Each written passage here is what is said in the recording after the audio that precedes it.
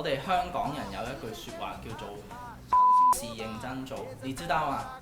是認真做，係啦，係一個粗口嚟嘅。係嗰個 nine。對，是認真做咧，你估唔估到嗰個意思啊？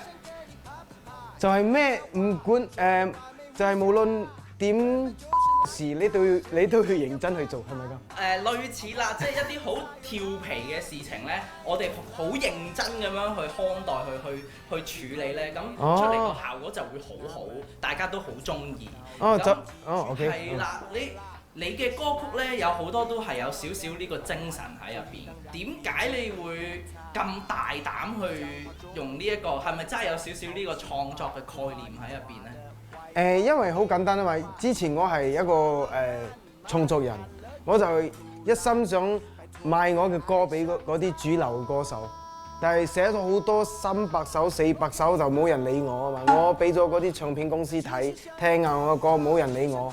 全台灣嘅唱片公司，你哋聽過名嘅，冇聽過名嘅，我都去晒㗎，佢哋唔理我啊嘛。所以嗰陣時就有一個嘢就一個網絡上有一個嘢就突然間就紅咗，就係 YouTube。我哋呢個係一個好好嘅地方，可以俾我拍嘢啊、做歌啊，我就擺我個歌喺上邊咯。